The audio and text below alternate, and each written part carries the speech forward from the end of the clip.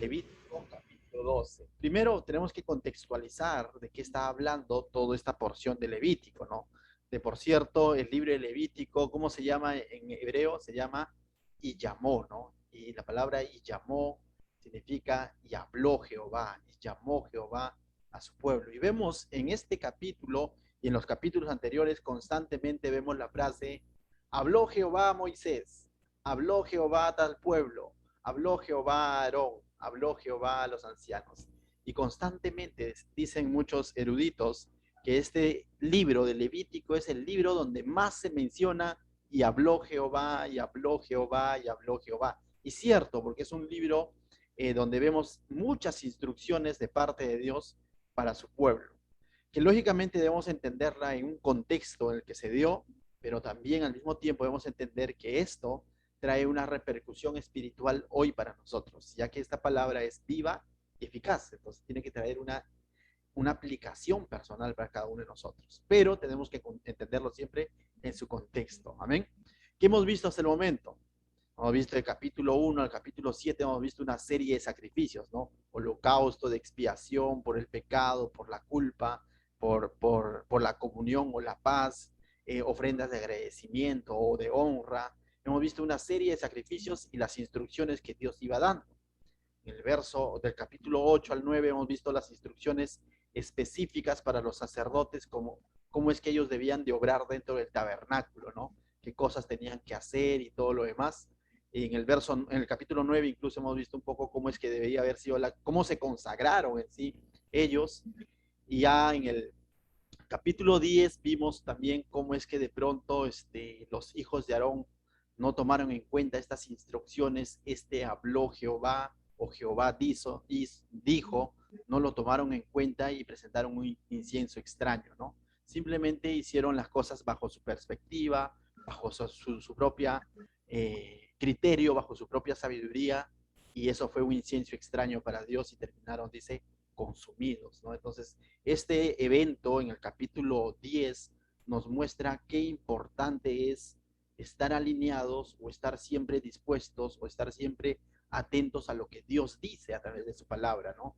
No tomarlo como que de pronto, bueno, ya es algo repetitivo, porque no sé si te ha pasado a ti, porque mientras venimos estudiando sacrificio tras sacrificio, incluso se repiten muchos los sacrificios y uno como que dice, ya, eso el pastor ya lo predicó, ya, ¿no? De nuevo, pero justamente esa actitud puede hacer de que de pronto actuemos en nuestro propio criterio, en nuestro servicio a Dios y terminemos, no sé, chicharrón, quizás como los hijos de Aarón, ¿no? Pero tengamos cuidado, cuando servimos a Dios tenemos que ser siempre bien apegados a su palabra. En el capítulo 11 vemos que les habló en cuanto a la dieta, ¿no? Y decíamos, Dios quería inmiscuirse o quería estar en cada área de su pueblo, ¿no? Incluso se metió a su cocina, por así decirlo. Les dio la dieta, qué comer, qué no comer, de los animales mamíferos, de los animales marinos, de las aves, les dijo qué comer y no comer, ¿no? Incluso en los insectos, qué comer y no comer. ¿Qué hacer con los animales muertos? Si tocarlos, no tocarlos. Y se repetían dos palabras, inmundo y limpio. Inmundo y limpio, ¿no? Y yo les decía que para poder explicar ese capítulo 11, también hay diferentes posturas, ¿no? Algunos dicen son leyes sanitarias, porque aquel entonces no era como hoy en día, que la ciencia ha avanzado, de pronto si alguien se enfermaba, eso se podría convertir en una epidemia, era contagioso y no había antibióticos como hoy, y le dan muchas explicaciones, ¿no? Por un lado. Otros dicen, no, simplemente Dios a través de esta dieta estaba buscando que el pueblo practique el ascetismo. ¿Qué es el ascetismo? El decirle no a la carne, a los deseos de mi carne, para decirle sí en mi obediencia a lo espiritual, a lo que Dios demandaba, ¿no? Entonces, y así hay diferentes posturas en cuanto a estos, ya que cuando hablamos de leyes sanitarias, encontramos ciertos animales que no necesariamente son dañinos, si hablamos desde ese punto de vista. Entonces, esto hace que muchos descarten y digan, no necesariamente son leyes sanitarias. Pero en últimas instancias, así en lo más básico que debemos entender de esos capítulos y del capítulo de hoy, es lo siguiente, ¿no? Que si Dios o Jehová lo dijo, es porque así es. ¿Me dejo entender? Primer punto, ¿no? Si Dios lo dijo, que esto es inmundo y esto es limpio, no tenemos por qué buscarle la quinta pata al gato. ¿Me dejo entender? O el pueblo, al menos de Levítico, de Israel, tenía que entender esta verdad, que es Dios el que les está diciendo, esto deben de comer y esto no deben de comer. Tal como se dio al inicio, ¿no? Del árbol de la vida y del árbol de la ciencia, el bien y el mal. No lo hagas. Porque si tú comes, ciertamente morirás. Punto. No hubo más explicación. ¿Y de qué manera Adán y Eva mostrarían su fe en Dios, su amor por Dios? Simplemente obedeciendo. Y eso quizás cuando de pronto hay un poco de ego, de orgullo en el corazón del ser humano, como siempre lo ha habido, como que puede causar cierto diciendo, pero ¿por qué tengo que yo obedecerle a Dios? ¿Acaso solo porque Él lo dice? Y siempre va a ocurrir eso. Y esas luchas. Y a través de la historia bíblica vemos que hombres que quisieron hacer lo que a ellos les parece, ¿no? Y vemos en el mismo libro de Génesis a Caín haciendo no conforme como Dios había establecido, sino a su manera, ¿no? Trayendo su sacrificio a su manera, sin fe, renegando, y como dice el libro de Hebreos, sin fe, porque el libro de Hebreos recalca que Abel lo trajo con fe, y para que haya fe ha habido una instrucción previa, porque la fe no viene por el oír y el oír la palabra de Dios. Y lo que estaba haciendo Abel es que estaba trayendo en obediencia a Dios, en obediencia a lo que Dios ha dicho. La pregunta es, ¿y en qué momento Dios dijo? El hecho que la Biblia no lo registre no significa que Dios no ha tenido todo un tema de instrucciones para con ellos. Pero hay algo que diferenció a Abel y a Caín. Que a Caín, digo que Abel trajo su ofrenda, dice, con fe. Y por la fe, dice, esto agradó a Dios. Y es por eso que el libro de Hebreos dice que sin fe es imposible agradar a Dios. Lo mismo ocurre ahora con su pueblo, Dios dando instrucciones. ¿Y cuál es tu mayor muestra de fe en Dios y en su palabra? Era la obediencia. No era el decirlo, lo creo, pero no lo hago, sino la mayor muestra de fe de parte de su pueblo era la obediencia. Y de eso es la que se les va a demandar más adelante. Cuando en el Antiguo Testamento hablamos de fe, esta fe está muy relacionada a la obediencia. Hoy en día, para el mundo occidente, para nosotros, pensamos que son dos palabras o dos verdades aisladas. Pensamos que fe es algo intelectual y la obediencia es cuando yo lo hago. Cuando para el pueblo de Israel, para el mundo hebreo, para ellos, la fe y la obediencia iban de la mano. Por eso que Santiago luego confronta la fe, dice, la fe sin obras es muerta, dice, es decir, la fe sin obediencia simplemente no es fe, está diciendo Santiago. Por eso que Santiago también dice que Abraham creyó a Dios, pero cuando se le dice que su fe le fue contada por justicia, más adelante cuando Abraham muestra que su fe es real, cuando está dispuesto a entregar a su hijo. Y con la obediencia nos demuestra que esa fe que tenía Abraham era real, cuando hay un cambio de vida. De tal manera que en el contexto bíblico no se concibe una fe que no transforma vidas, no se concibe una fe que no te lleva a la obediencia, simplemente esa es una fe o es un creer intelectual muerta, tal como Jesús en algún momento lo dijo, aún los demonios creen, pero ¿qué? Y tiemblan. ¿Te das cuenta? Entonces, entonces hay una diferencia de creer, ¿no? Hay un creer que nos lleva a la obediencia y hay un creer que nos lleve simplemente a decir, ah, bueno, lo creo, pero no lo hago. Esa fe, dice, la tienen incluso las demonios. En otra ocasión, dice, Jesús predicaba la palabra de Dios y hacía muchos señales y prodigios y muchos, dice, creían en su nombre, pero Jesús mismo no se fiaba de ellos, simplemente porque era una fe aparente, falsa, intelectual, como la que hoy en día el mundo dice, ¿no? Tú haces una encuesta, creyente, no creyente, ¿crees en Dios? Sí creo en Dios. ¿Crees en su palabra? No, ya eso de la Biblia, ya yo creo que es fanatismo, hasta ahí no llego. Tengamos cuidado. Lo mismo ocurre ahora en Levítico. Simplemente este pueblo, Dios está poniendo las pautas, esto es inmundo y esto es limpio. Y el pueblo, ¿qué le corresponde? Decir amén. Nada más, no hay otra. Y podemos darle muchas explicaciones y los teólogos pueden dar muchas explicaciones el por qué les dijo todo lo demás, pero la Biblia explícitamente no lo dice. ¿Por qué lo dijo? ¿Por qué prohibió? ¿Por qué no? Todo lo demás es conjetura, es posturas, pero lo que es cierto es lo que le está diciendo la Biblia. Esto es inmundo, esto es limpio. y el pueblo tenía que obedecer. Y de esta manera mostraba su fe en Dios, su obediencia a Dios, su santidad, el apartarse de lo que Dios está diciendo.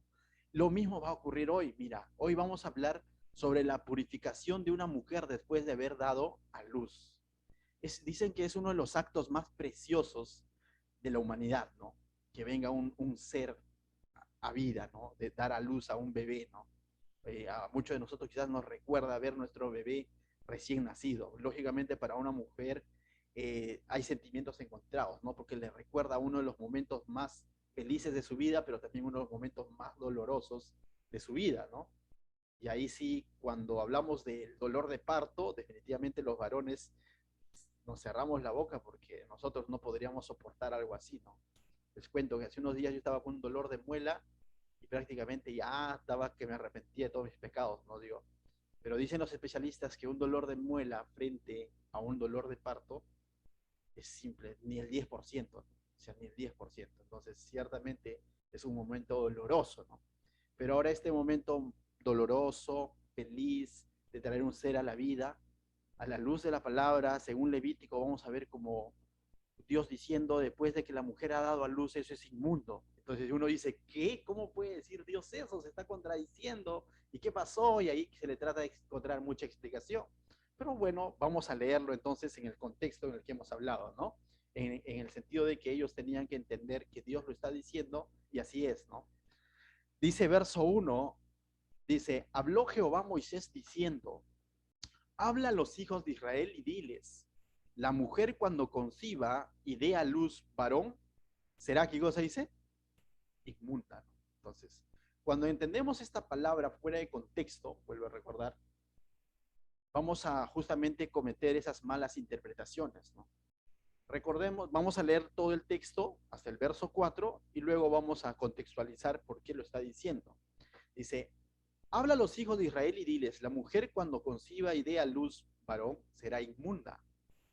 7 días, dice, conforme a los días de su menstruación será inmunda. Nuevamente la palabra inmunda.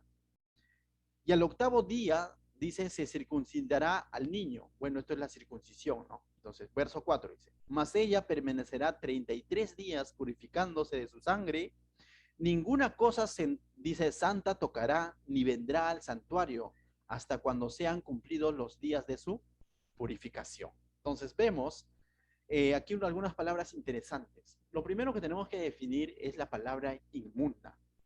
La palabra inmunda no se está refiriendo en el sentido espiritual netamente, como luego más adelante se va a entender, ¿no? Como que dice,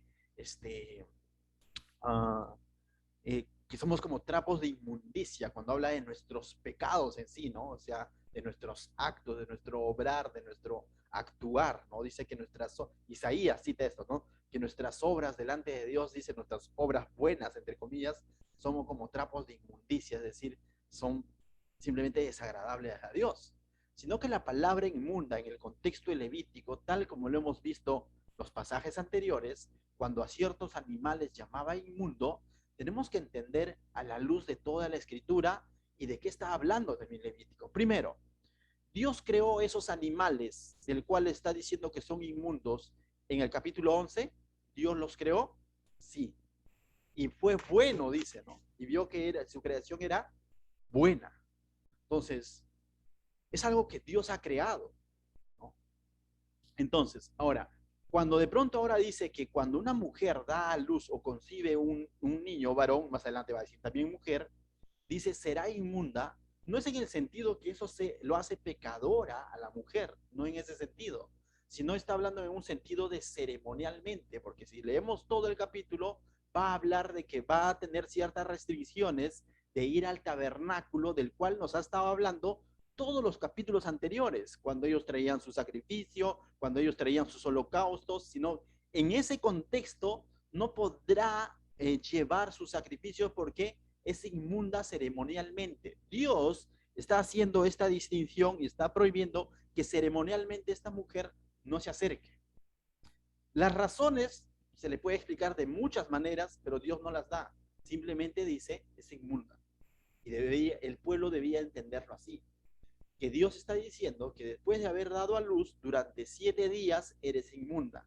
Es decir, ceremonialmente no aplicas, ¿no? Ceremonialmente no se les permitía de que ellos puedan ir al templo a adorar a Dios o llevando su holocausto. Dios está diciendo no es así, sino por lo contrario les va a determinar ciertos días para que ellos se puedan purificar. En esto nuevamente hay muchos que dicen, porque la sangre, y en parte tiene sentido, estas explicaciones no son descabelladas totalmente, porque también sabemos que una mujer, una vez que ha dado a luz, el sangrado no para ahí, ¿no es cierto? Recordemos que también que la sangre simboliza la vida, pero la sangre, una vez de nacido el bebé, esta sangre, la mujer va a seguir, ¿cómo se podría decir esto? Liberando más sangre durante los días que siguen, ¿no?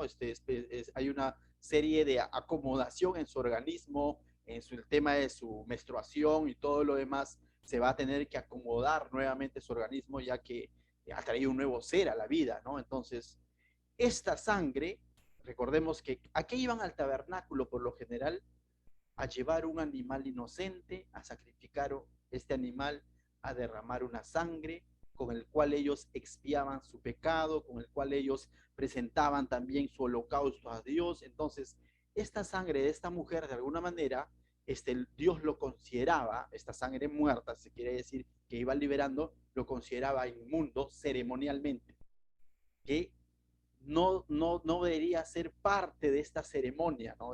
Indirecta o directamente, esta mujer que está en esta etapa durante este periodo de tiempo. Y Dios le está diciendo simplemente, prívate de venir. Pero no lo está haciendo de manera tajante nunca más, sino que veamos, dice, será inmunda 7 días, era durante 7 días.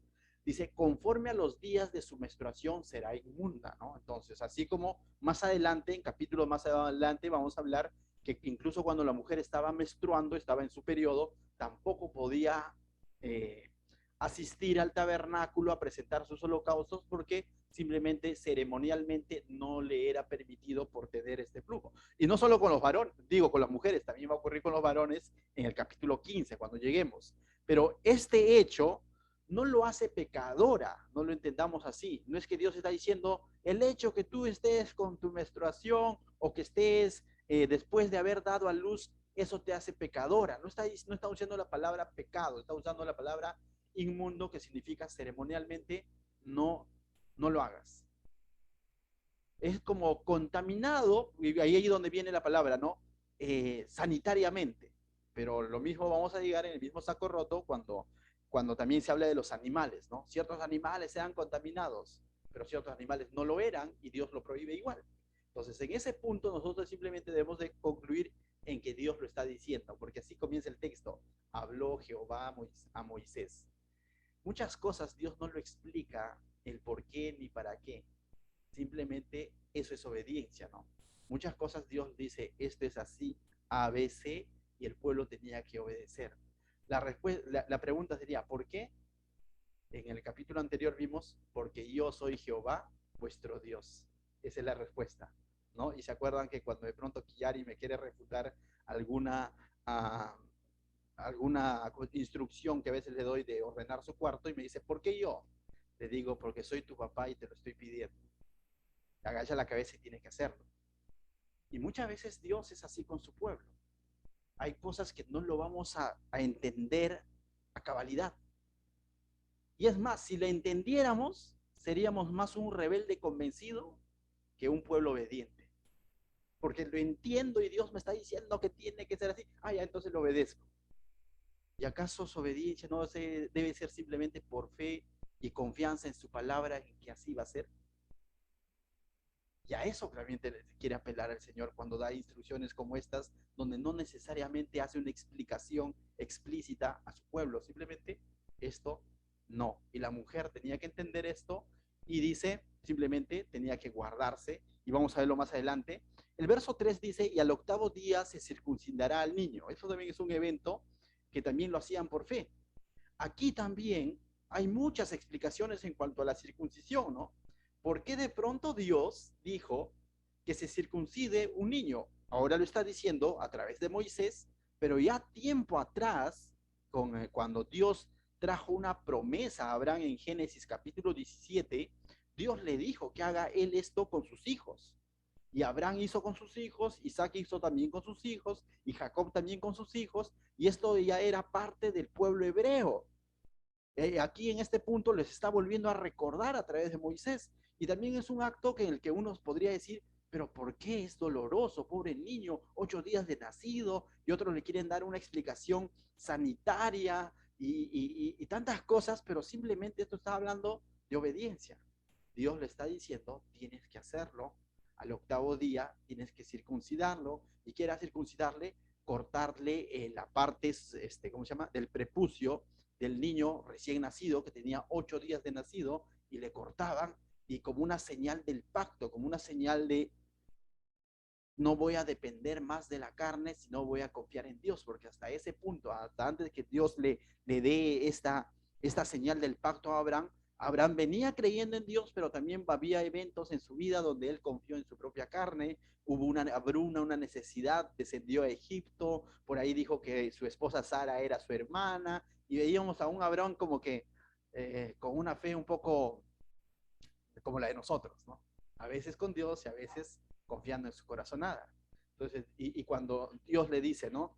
No te he dicho que te voy a dar descendencia, y él dice, pero ¿dónde está, no? ¿Dónde está la descendencia, no? ¿Dónde? No la veo. Entonces dice, haremos señal, va a ser así. Y entonces él hace esa señal. Y a partir de ahí viene lo que viene a ser la circuncisión, ¿no? Es algo que también quizás hoy en nuestro mundo occidente, tú dices, oye, tienes que circuncidar a tu hijo, tú dices, ¿qué? A mi Jaquita nadie lo toca, diría yo, ¿no? O sea, tranquilo, ¿no? Entonces uno como que, lógicamente esto fue dado para un pueblo específico, para el pueblo hebreo, ahora para el pueblo Israel, lo está recalcando, pero Pablo, interesantemente, esto de la circuncisión también lo va a relacionar con Cristo, y va a decir que con Cristo nosotros hemos sido circuncidados. En Colosenses capítulo 2, verso 11 y 12, mira lo que dice Pablo. En él también fuiste circuncidados con circuncisión no hecha a mano. Dice, al echar en vosotros el cuerpo pecaminoso carnal, dice, en la circuncisión de Cristo, dice, en Cristo, dice, hemos sido circuncidados, sepultando en él, en el bautismo, dice, en el cual fuisteis también resucitados con él, mediante la fe en el poder de Dios que se levantó de los muertos. Lo que Pablo está enseñando a la iglesia, a la iglesia de Colosenses, está diciendo que ciertamente el pueblo judío, como señal del pacto, como señal de que eres un poseedor de la promesa, alguien que eres del pueblo de Israel, te circuncidabas, y esto oficialmente te hacía este pueblo Israel, por así decir, por practicar circuncisión en obediencia y en fe a lo que Dios había dicho a Abraham. Pero lo que está diciendo Pablo, todo esto ya no se practica más, menos para los gentiles, porque está diciendo que nosotros hemos sido circuncidados, hemos dejado de depender de nuestra carne para depositar toda nuestra confianza en Cristo. Y que si de alguna manera dice, así como en el bautismo dice, ¿no? En el bautismo dice, ha sido sepultado nuestra vieja vida y con él hemos sido resucitados. Y cuando la Biblia habla de bautismo, no está hablando de un acto en el que recién te conviertes. Cuando la Biblia habla de bautismo, habla de una señal pública, de un simbolismo público de lo que ha sucedido ya dentro de tu corazón, de lo que ha sucedido dentro de tu ser. Ese es el bautismo. El hacerlo público, algo que ha sucedido. ¿Y qué ha sucedido dentro de mí? Le he dicho no a mi vieja vida, le he dicho no a mi carne, le he dicho ya no voy a depender ni buscar ser justo a los ojos de Dios en mis fuerzas, sino que ahora le he dicho sí a Jesucristo. Y ahora he nacido de nuevo. Y eso ocurre cuando nosotros hemos creído en Cristo. No ocurre durante el bautismo. El bautismo simboliza algo que ya ocurrió. De tal manera que hoy en día nosotros no necesitamos pasar por una circuncisión hecha de mano de hombres, como dice Pablo, para decir, ahora sí somos poseedores de la promesa, sino nosotros, en el momento que hemos creído en Cristo, ya somos poseedores de la promesa, de la vida eterna, de la ciudad en el reino celestial, de la ciudadanía en el reino de los cielos. Eso nos hace pueblo de Dios, la fe en Cristo, la cual la simbolizamos en nuestro bautismo. ¿Correcto? Entonces, tranquilo. Si por ahí te dicen, necesita ser circuncidado, porque los judaizantes justamente, ¿no? Dicen, tienes que cumplir, día sábado tiene que ser, no puedes comer chancho, entonces circuncídate, porque si vamos a obedecer las leyes levíticas tal como lo dice, entonces anda a ver, circuncida a tu hijo, circuncídate, no lo van a querer hacer. Entonces, ¿de qué vale que trate de imponer ciertas cosas fuera de contexto para un mundo gentil cuando yo no estoy dispuesto a cumplirlos en su totalidad? Y si tú retrocedes al capítulo 11, verso 2, dice, habló Jehová a Moisés y le dijo, esto dirás al pueblo de qué? De Israel. Estas instrucciones eran netamente para el pueblo de Israel. Esto de la mujer después de haber dado a luz es netamente para el pueblo de Israel. Y era así, porque tenía un sentido en aquel momento. Ellos buscaban a Dios, se reconciliaban con Dios, llevando sus sacrificios, estos sacrificios que hablaban de Jesucristo, llevando a un tabernáculo y necesitaban de un lugar físico a donde ingresar para poder hacer todos estos sacrificios que Dios les está diciendo. Y para eso Dios está poniendo restricciones, está diciendo, pero si has dado a luz, durante ese tiempo simplemente no se te es permitido acudir al tabernáculo. Eso es ser inmundo en el contexto levítico. No que la mujer que dio a luz era pecadora, correcto. Entonces, todas las mujeres que dan a luz tranquilas, ¿no? Eso no te hace pecador. Porque una palabra fuera de contexto podría decir, ya ves, la Biblia dice que dar a luz es pecado. El hecho de procrear en el orden de Dios tampoco nos hace pecadores. El simple hecho de las relaciones que hay dentro de un matrimonio no nos hace pecadores.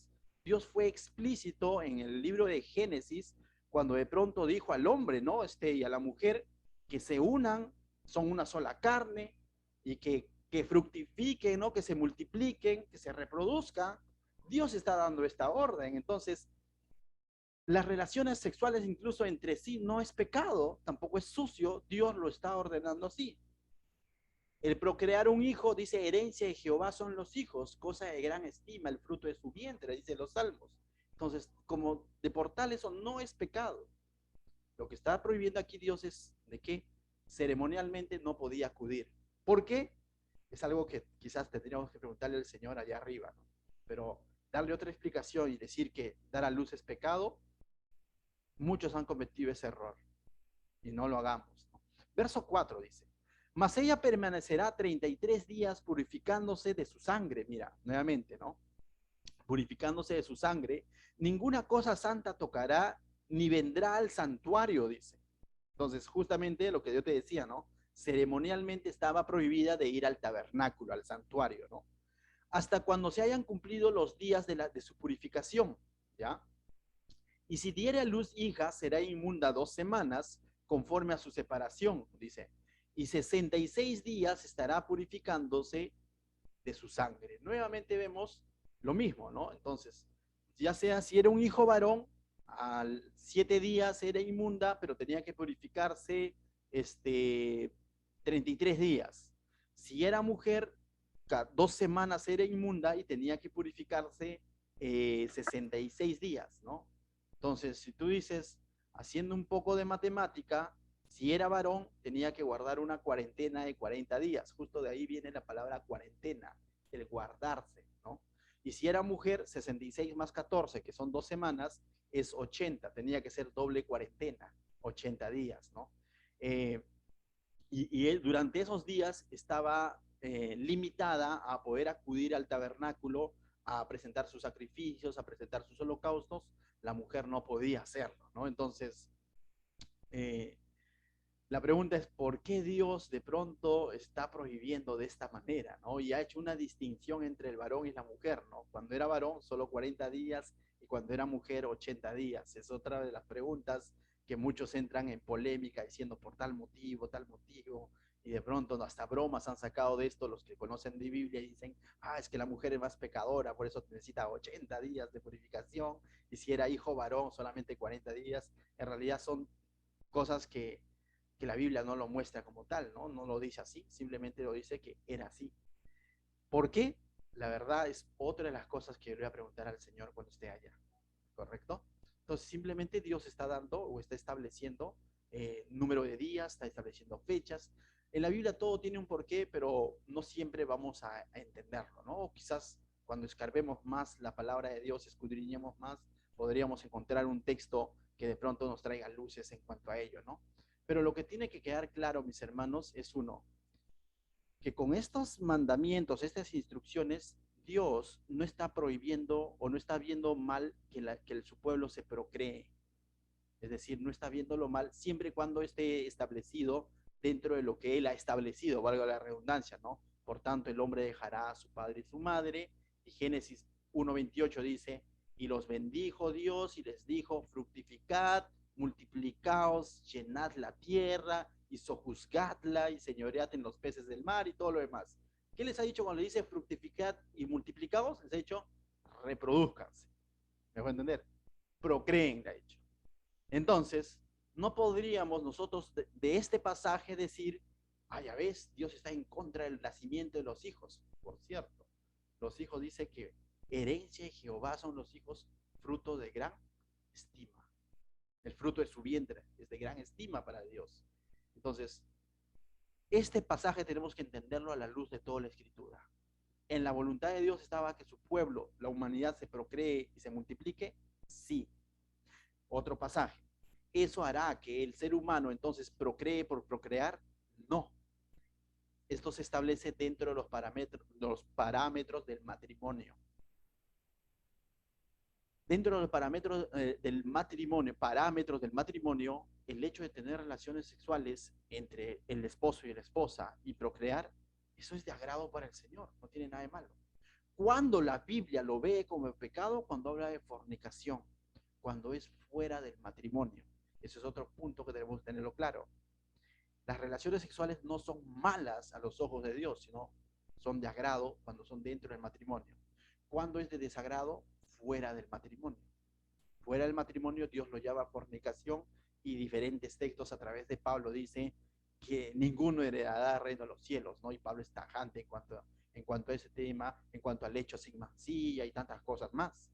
Entonces, ese es uno de los primeros puntos del cual no debemos de desviarnos. Segundo punto, los hijos son una bendición. Los hijos son una bendición. Entonces, el hecho de dar a luz es un acto de bendición, es un acto donde está viniendo un nuevo ser a la vida, ¿no? Entonces, ya hemos citado el Salmo 127:3, dice, he aquí herencia de Jehová, son los hijos cosa de estima, el fruto de su vientre. Entonces, aunque estas leyes quizás no lo entendemos a cabalidad, ¿no? A cabalidad, ¿por qué entonces Dios dice será inmundo y todo lo demás? Y podemos dar quizás cierta explicación sanitaria, ¿cierto? ¿No? Porque de alguna manera, conversaba con Sofía por la tarde, cuando la mujer va liberando, no solamente libera sangre, ¿no? Sino libera muchos otros líquidos más también del cuerpo y se está acomodando. Es una sangre que si se queda adentro puede causar una infección incluso, ¿no? Entonces, justamente la idea es que libere toda esa sangre que queda restos después de haber dado a luz. Ciertamente podríamos verlo desde el punto de vista sanitario, pero la Biblia no lo dice explícitamente así, ¿no? Con cierta explicación. Pero lo que sí podemos entender también de este pasaje es de que cuando Dios dice guardará cuarentena o se purificará por tantos días, ¿no te has dado cuenta? Más allá de discriminar a la mujer, está dando un tiempo de descanso de todas sus labores. Está dando un tiempo de restablecerse o reacomodar su organismo, ¿no? De alguna manera está dando ese tiempo de descanso de sus actividades también. Entonces, más allá de verlo como que, oh, como que Dios, ¿por qué está prohibiendo esto a la mujer? Debemos verlo también desde el punto de vista de que está permitiendo que la mujer se restablezca como persona, ¿no? Porque es un momento doloroso, es un momento incómodo durante esos primeros, lo que los médicos hoy en día lo llaman posparto, ¿no? Y los que tenemos una esposa y hemos tenido hijos, sabemos que ellas lógicamente llevan la mayor chamba, pero también su estado de ánimo es bravo, ¿no? Entonces, justo después de que, durante el embarazo y después del embarazo, ¿no? ¿Por qué? No duermen bien, el bebé recién nacido se despierta cada rato, entonces, ya te das cuenta, entonces, por otro lado, podemos ver que Dios, en el fondo, a mí yo veo, digo, no tanto, o sea, ceremonialmente no se le permitía ir al tabernáculo, pero por otro lado está dando un descanso al cuerpo de esta mujer. O sea, no lo veamos tanto de un punto de vista como que, ¿por qué se le discrimina? Sino veámoslo que desde aquel entonces Dios estaba proveyendo un descanso para la mujer. Y uno dice, entonces ya sé, las mujercitas 80 días porque son más bravas.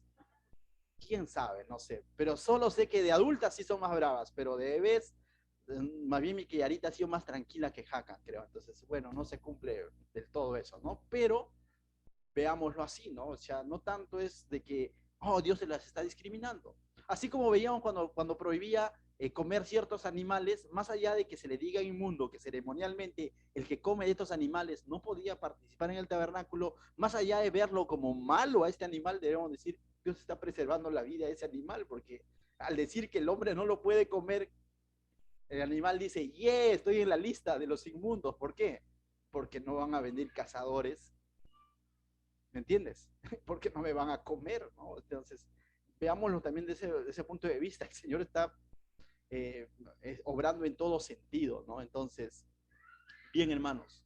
Pero va a haber un tiempo de purificación y no es que eso queda ahí. Dios va a invitar nuevamente a que la mujer pueda acudir a sus atrios, pueda acudir al tabernáculo. Mira lo que dice el verso 6, dice, cuando los días de su purificación fueran cumplidos, por hijo o por hija, da lo mismo, ¿no? Ya se cumplió los días de purificación, traerá un cordero de un año para holocausto y un palomino o una tórtola para expiación a la puerta del tabernáculo de reunión al sacerdote. Entonces, ¿qué le está diciendo Dios acá? Está invitando y está nuevamente dando el mecanismo para que la mujer, una vez cumplidos sus días de purificación, sus días de cuarentena, sus días en el que se iba a guardar, ¿no? De todo tipo de actividad y simplemente iba a estar en casa cuidando de ese bebé, ¿no? También dicen algunos, ahí hay una ventaja, ¿no? Porque esos primeros días son fundamentales cuando una mujer prácticamente tiene al bebé en sus brazos durante todos esos días porque hace una especie de acercamiento, ¿no?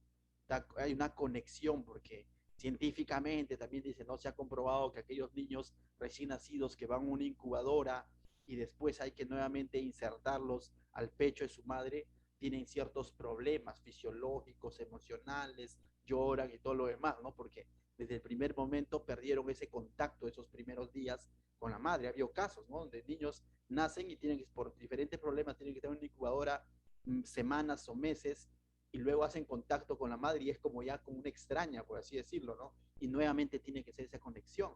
Entonces, de alguna manera también dice, hay ventajas en esto cuando la mujer prácticamente pasa el tiempo con su bebé durante esos 40 o 80 días, ¿no? Entonces, pero cumplidos los días de purificación, ya sean hijo o hija, dice el verso 6, traerá un cordero de un año para holocausto. Y es interesante. ¿Qué era el holocausto? Recordemos brevemente qué era el holocausto. Era esa entrega de consagración completa, ¿no? Era ese sacrificio que se presentaba y se quemaba por completo como simbolismo de que me estoy entregando por completo a ti, ¿no? De que te debo mi vida completa. Eso significaba el holocausto. Y se le permite nuevamente entonces que la mujer venga y diga, Señor, soy completamente tuyo, te pertenezco, ¿no? El holocausto también era vista como una ofrenda de agradecimiento, de acción de gracia, decir, Señor, gracias. Gracias, ¿por qué? Porque el simple hecho de dar a luz es un riesgo o es un milagro, como dicen muchos científicos. El traer a vida un nuevo ser es un milagro. Que en más todavía en aquel entonces donde no había ginecólogo, no había obstetra, no había anestesia, no había nada de eso, dar a luz era un milagro. Y después de ese acto, venir y decir, de pasado los tipos de purificación, decirle, Señor, gracias, porque estoy con vida, no solo yo, sino también mi hijo o mi hija. Lo otro, también tenía que traer, dice, un palomino o una tórtola para expiación. Y esta expiación que era el sacrificio que presentaba la persona reconociendo que es, ¿qué cosa?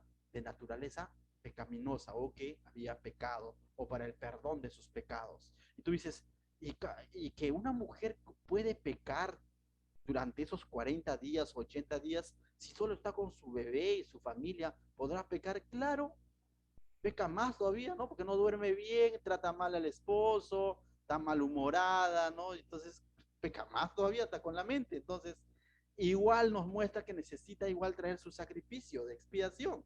Y esto habla de que el hecho de que ha estado esos 40 días no significa que de pronto, pues no, hasta en un altar, ha hecho su vida dentro de su hogar, como todos, ¿no? Y todo el pueblo tenía necesidad de traer su ofrenda expiatoria, y también esta mujer, bueno, el hecho de haber dado a luz no lo hacía santa. O sea, era como tú y como yo, entonces tranquila, si por ahí reniegas con tu esposo, tus hijos, pero arrepiéntete, pues no, y no estoy diciendo que lleves un tórtola ni un palomino, sino da la noche para que digas, Señor, perdóname por mi mal humor, ¿no? Entonces, y cosas como esas, por así decirlo, ¿no? Algo chiquito. Entonces, estoy dando indirectas, creo, ¿no? Muy bien, seguimos. Entonces tenía que venir, dice, a la puerta del tabernáculo de reunión y al sacerdote, ¿no? Entonces, lo hermoso de todo esto, pasado este tiempo de purificación, que Dios nuevamente pone los mecanismos y dice, ¿no? Pero la mujer vendrá nuevamente. ¿Por qué esto? Te pregunto. ¿Lo hace más Dios a él? No. Esto es una necesidad en hombres y mujeres. Presentar su holocausto, decir, Señor, me entrego por completo a ti. Renovar su compromiso con Dios. El decir, Señor, perdóname porque le miré chueco a mi esposo o a mis hijos, ¿no? O porque obré mal o porque envidié a alguien. Tantas cosas, decirle perdóname, y ese es el mecanismo que Dios está mostrando para todo el pueblo, pero también para la mujer. Entonces vemos que Dios nuevamente lo invita, ¿no? Verso 7 dice, y él os ofrecerá, ¿quién? El sacerdote, ¿no? Y él ofrecerá delante de Jehová y hará expiación, dice, por ella y será limpia del flujo de su sangre. Entonces, toda esta sangre que del cual hemos hablado, de alguna manera, que la hacía ceremonialmente eh, inhabilitada para participar de estos actos de entrega, de sacrificio, de estos actos de adoración, ahora se le permitía, le era limpia, dice, de todo esto, ¿no? Dice, esta es la ley para que diere a luz hijo o hija, y lo establece, ¿no? Esto está decretado por ley. De tal manera que todo el pueblo de Israel tenía, toda madre, toda mujer que daba luz, tenía que pasar por y cumplir esta ley. Era una ley, ¿te das cuenta? No era algo opcional, sino era parte de la ley judía, ¿no? Entonces, se lo conoce como la ley de la purificación después de haber dado a luz, que lógicamente solo aplica a mujeres, ¿no? Porque no hay hombres que den a luz, definitivamente, correcto. Entonces, porque ahí podría decir un hombre, y yo fuiste, pues para ti viene capítulo 15, ¿no? Entonces, ahí lo vamos a ver. Verso 8 dice, mira cómo es Dios, para Dios es esto tan importante, el hecho que venga nuevamente a presentar holocausto y sacrificio, no porque lo hace más Dios, lo vuelvo a repetir, sino porque de esa manera, esta mujer nuevamente puede decir, Señor, me entrego por completo a ti, Señor, perdóname por mis faltas, por mis pecados. Es tan importante para Dios que Él incluso provee para las mujeres que de pronto no tenían cierta economía como para comprar un cordero. Bueno, mira lo que dice el verso 8. Y si no tiene lo suficiente para un cordero, es decir, está Mickey, no está aguja, como decimos nosotros, tomará entonces 2 tórtolas y 2 palominos, uno para holocausto y otro para expiación. Y el sacerdote hará expiación por ella y será limpia. Entonces, esto era de suma importancia para Dios, que esta mujer cumpla con esta ley, como lo ha dicho, ¿no? Que se guarde en cuarentena, que ceremonialmente no estaba habilitada, sí, por ahí hay cuestionamientos, no me parece, pero hemos visto que traía sus ventajas y finalmente es el Dios el que está diciendo que ceremonialmente no estaba adecuada, no estaba habilitada, pero vemos cómo es que Dios ahora dice, pero pasados los días de purificación, que venga y me presente holocausto, incluso da una venia para aquellos que no tenían todos los recursos para comprar un cordero, ¿no? Sino simplemente dice que traiga 2 tórtolas y un palomino. ¿Correcto? Entonces, mis hermanos, cuán asombroso es nuestro Dios cuando constantemente en cualquier etapa de nuestra vida nos está invitando a que podamos acercarnos a Él. Y estos pasajes nos muestran que cual fuese la etapa de nuestra vida, siempre tenemos una necesidad de Dios. Esta mujer por muchos puede ser elogiada, decir, ¿no? Wow, mujer virtuosa daba a luz un hijo y salió grande, rubio, ojos celestes, un niño, cuando se ha sacrificado, sí, cierto, es una bendición, es un privilegio para las mujeres poder traer a luz hijos, pero al mismo tiempo también nos muestra que igual tienen una necesidad de Dios, que igual nos muestra que igual están bajo los estándares que Dios es el que pone. No es la sociedad que dice, bueno, la mujer después de haber hecho esto, por lo tanto no se va a acercar al tabernáculo, o no es la sociedad diciendo de que, bueno, la mujer ya no necesita sacrificios, porque mira, trae un hijo, qué mejor sacrificio que traer un hijo, sino que Dios nos está mostrando que la mujer en cualquier etapa de su vida igual tenía necesidad. Hasta el bebé recién nacido tenía que ser, ¿qué cosa? A los 8 días, ¿qué? Circuncidado. Y uno podría decir, pero ¿qué mal ha hecho ese niño? ¿Por qué tiene que sentir ese dolor?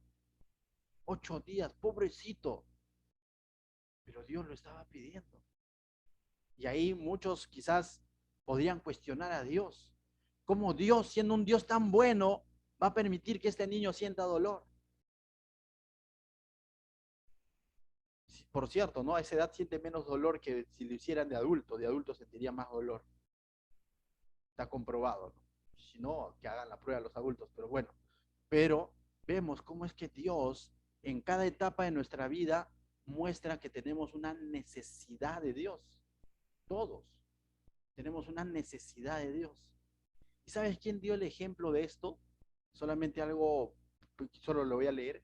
Vete al Nuevo Testamento, al libro de Lucas o al Evangelio de Lucas, capítulo 2, verso 22 al 24. Vamos a ver ciertos aspectos que complementan justamente esto que se está estableciendo aquí en Levítico. Lucas, capítulo 2, 22, desde el 21 vamos a leerlo. Jesús recién nacido, ¿sí? Allá en Belén. ¿Dónde nació? Dicen en un pesebre. ¿Qué era un pesebre? Era un lugar donde comían los animales. Ahí nació Jesús. Y muchos dicen, no, bueno, nació porque no había hospedaje. Y cierto, no había hospedaje, todo estaba lleno por el censo, pero vemos que nuestro Señor Jesucristo, siendo Dios, dice la Biblia en Filipenses que se despojó de toda su gloria, ¿no? Y se hizo hombre. Y desde aquel momento Él mostró su humillación, su humildad. No necesaria solamente en la cruz fue consumado la humildad, la humillación a Jesucristo, pero desde que el momento que Él vino a la tierra, el hecho de serse hombre como tú y como yo y tener sed y llorar y sudar y tener hambre, ya esa es humillación. Y vino y nació en un pesebre, no buscó un hotel 3 estrellas o 5 estrellas. Y mira, Él también, juntamente con su familia, van a presentar estos sacrificios, dice. 21. Cumplidos los 8 días para circuncidar al niño, está hablando de Jesús. ¿Jesús fue circuncidado, pastor? Sí. La pregunta es, ¿por qué era pecador? No. Al igual que Jesús fue bautizado, ¿por qué era pecador? No. Sino para que quede constancia de lo que es correcto a los ojos de Dios, como ejemplo, que Él cumplió la ley de Levíticos capítulo 12 que estamos leyendo, o que fue dada a Abraham en todo caso en Génesis 17, Jesús lo cumplió desde el momento que nació. Vemos entonces, cumplidos los 8 días para circuncidar al niño, le pusieron por nombre Jesús, el cual le había sido puesto por el ángel antes de que fuese concebido. ¿Y qué significa Jesús? Salvador.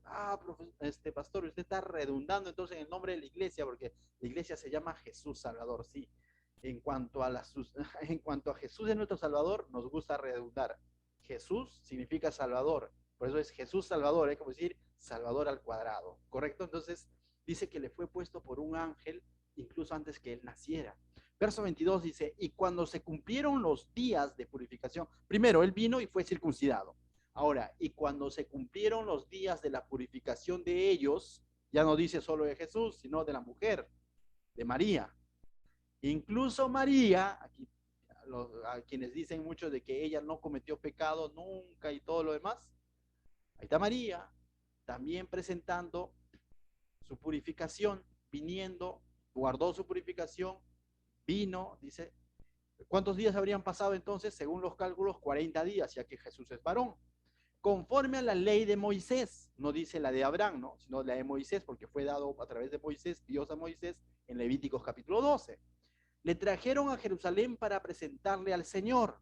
También aprovecharon en traer y presentar a Jesús, que era el primogénito, ¿no? Esa es otra ley que fue establecida también en el libro de Éxodo, que todo primogénito debía ser presentado al Señor, ¿no? Como está escrito en la ley del Señor, todo varón que abriere la matriz, Jesús primogénito, será llamado santo al Señor, ¿no? Será consagrado para el Señor. Verso 24. Para ofrecer conforme a la ley que dice en la ley del Señor, un par de tórtolas y 2 palominos. Y entonces, ¿qué podemos deducir de esto? ¿Que María y José tuvieron para el cordero? No. Esto nos habla y nos da rasgos, indicios de que economía no tenía. Al menos hasta este punto. Hasta que los magos vengan y les den todo el regalo que trajeron, ¿no? Es decir, ahí en adelante es otra cosa, pues, ¿no? Porque ya José ya no solo va a ser un carpintero, sino va a poner su mueblería, por así decirlo. Pero hasta este punto vemos que ellos presentan tórtolas y 2 palominos. Y José era un hombre temeroso de Dios, porque creyó a Dios cuando creyó al ángel cuando de pronto le anunció que haga esto, ¿no? que acepte a María. Entonces vemos que José trae 2 tórtolas y 2 palominos. Un par de tórtolas y 2 palominos. Entonces, ¿qué podemos ver aquí? Que el Rey de Reyes, el Señor de Señores, el que es dueño de todo el ganado de la humanidad que podría tener, ¿no? O sea, el que es el dueño del oro y la plata y de todo lo que pueda haber, ciertamente se humilló cuando vino a través de una familia que no necesariamente era una familia pudiente. Y viene y cumple con la ley, incluso recién nacido. Y este pasaje tiene para más, ¿no? Dice, mira, te voy a leer unos cuantos versículos más antes de terminar. Y he aquí había en Jerusalén un hombre llamado Simeón. Y este hombre justo y piadoso esperaba la consolación de Israel, dice. Cuando dice que esperaba la consolación de Israel, cuando tú lees eso, que cuando había hombres que esperaban la consolación de Israel, están diciendo que ellos esperaban al Mesías, al libertador, ya que ellos en ese tiempo estaban subyugados al imperio romano y ellos esperaban a su Mesías, ¿no? Dice, y el Espíritu Santo, con E mayúscula y S mayúscula, estaba sobre él. ¿Sobre quién? Sobre este hombre llamado Simeón, ¿no? Que era justo y piadoso. Justo es de que actuaba correctamente ante Dios y piadoso es de que tenía una vida continua de amor y devoción a Dios. Sobre él dice estaba el Espíritu Santo, pero no va a estar porque fin, ¿no? Hay un propósito, mira lo que dice, se va a cumplir una de las profecías. Y él había sido revelado por el Espíritu Santo. Entonces el Espíritu Santo revela a Simeón, ¿qué cosa? Que no vería la muerte antes de que viese al ungido del Señor. Y pastor, ¿y qué es el ungido del Señor? El Mesías. Entonces dice el Espíritu Santo le había revelado a Simeón, es decir, le había dicho, no vas a morir si antes tú no ves, ¿qué cosa? Al Mesías. Y Simeón tenía esa esperanza y eso es lo que él esperaba, este hombre, ver al Mesías. Dice 27, y movido por el Espíritu vino al templo y cuando los padres del niño Jesús lo trajeron al templo para hacer por él conforme al rito de la ley, o sea, cuando los padres fueron obedientes con esta ley dada en Levíticos capítulo 12, o en Éxodo también, dice, él le tomó en sus brazos, ¿qué dice? Y bendijo a Dios diciendo, ahora Señor, despides a tu siervo en paz, conforme a tu palabra, porque han visto mis ojos tu salvación, la cual has preparado en presencia de todos los pueblos, luz para revelación a los gentiles y gloria de tu pueblo Israel. ¿Qué es lo que dijo Simeón? Reconoció que el bebé que él tenía era el Mesías, era el Salvador, prometido a quién? A su pueblo, al pueblo Israel. Pero también dice que iba a ser de verso 32, luz para revelación a los gentiles. Que iba a ser una luz que se iba a revelar a los gentiles. Ese es Jesús. Simeón tuvo la dicha de qué? De tener a Dios manifestado en Jesucristo, en Jesús como bebé, en sus manos. ¿Qué tal privilegio, no? Y muchas veces poco se ha hablado de Simeón, pero era un hombre justo, piadoso, que tenía la esperanza en el Mesías antes de que venga el Mesías. el pueblo de Israel, desde antes de que venga Jesús, ellos veían al Mesías como una esperanza que había de venir. Nosotros vemos a Jesús como ese siervo sufriente que ya vino y que ha prometido venir por segunda vez como nuestro libertador. Este hombre lo esperó, pero mientras él esperaba era un hombre justo y piadoso. Y ¿sabes qué? Y lleno del Espíritu Santo. Él no tenía la promesa de que el Espíritu Santo lo tuviese a él como templo, porque hasta ese punto Jesús todavía ni siquiera ejercía su ministerio ni había dado esta promesa, pero tuvo esa devoción, esa fe puesta en Dios y tuvo ese privilegio de tener a Jesús frente a él. Tú y yo, mis hermanos, tenemos el privilegio de tener el Espíritu Santo en nuestra vida. Y ese Espíritu Santo dice, nos muestra a Jesús, nos lleva a toda verdad, nos recuerda las enseñanzas del Maestro. Es Dios en nosotros, ese Espíritu Santo. Entonces, de tal manera que cuando acudamos a su palabra, toda esta palabra siempre nos tiene que llevar a enamorarnos, a admirarnos más de Dios. ¿Y qué podemos aprender entonces, pastor, de Levíticos 12? Que Dios está diciéndote, en cualquier etapa de tu vida, ven a mí. En cualquier etapa de tu vida, pon tu mirada en mí, pon tu confianza en mí, sé obediente.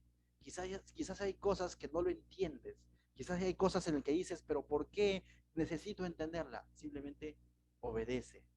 Recuerda que tu obediencia es la máxima expresión de tu fe en su palabra. Porque si yo digo creer en su palabra, pero no la obedezco, no la vivo, ¿de qué fe estoy hablando? Como dice Santiago, de una fe muerta. Entonces, este capítulo 12 de Levíticos, que nos muestre esa necesidad que tenía al ser esta mujer en este caso, de poder ir y presentarse un holocausto a Dios y una expiación, un sacrificio expiatorio a Dios. Nosotros hoy día a día se nos ha abierto la oportunidad de que todos los días tú te puedes presentar como holocausto, como Romanos 12 dice, completamente a Dios como ofrenda viva, santa a los ojos de Dios. Y recordar que Jesucristo es tu sacrificio expiatorio, que en Él tus pecados han sido perdonados. Y que así el día de hoy hayas fallado, quizás has estado malhumorado, un mal pensamiento, ven con un corazón arrepentido. Ven y purifícate en el Señor, purifícate por su palabra. Pero como decíamos la vez pasada, a Dios podemos venir como somos, pero no como queremos, sino como Él dice, a través de Jesucristo. ¿Qué tal si oramos ahí en nuestros lugares? Padre mío, yo